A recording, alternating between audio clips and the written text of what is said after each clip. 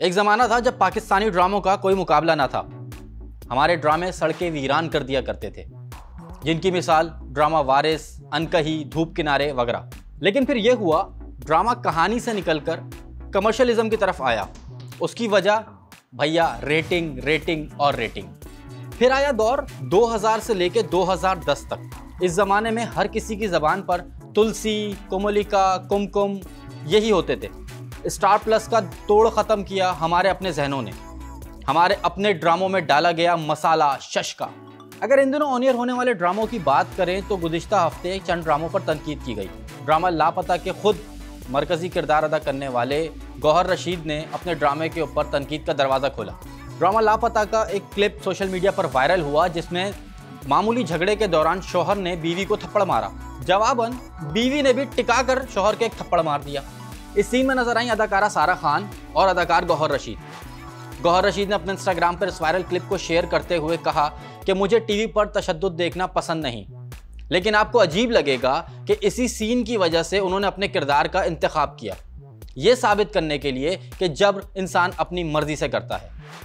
गौहर रशीद की पोस्ट पर तबसरा करते हुए पाकिस्तान पीपल्स पार्टी की रहनुमा शर्मिला फारूकी ने कहा कि जब्र एक मर्जी नहीं बल्कि मजबूरी होती है। हज़ारों औरतें रोज़ाना जुल्म बर्दाश्त करती हैं, लेकिन वो उनकी मर्जी नहीं मजबूरी होती है, क्योंकि वो जवाबी वार नहीं कर सकती। इन दिनों मकबूल ड्रामा खुदा और मोहब्बत के सीज़न 3 की हालिया किस्त के बारे में बात करें तो इस किस्त में एक सीन था जब माही का भाई यानी नाजिम शाह अपनी बीवी से मामूली बात पूछते हुए उसे थप्पड़ मार देता है।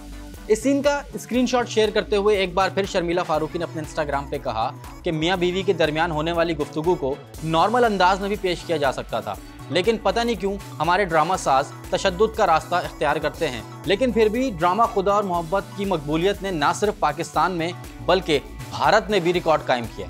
अगर आपको याद हो तो सोशल मीडिया पर पिछले दिनों एक ड्रामे का टीज़र बहुत वायरल हुआ। उस ड्रामे पे लोगों ने खूब तनकीद भी की। सिर्फ टीज़र देख के लोगों ने ड्रामे के पूरी कहानी को बयान करना शुरू कर दिया, हालांकि ऐसा नहीं था।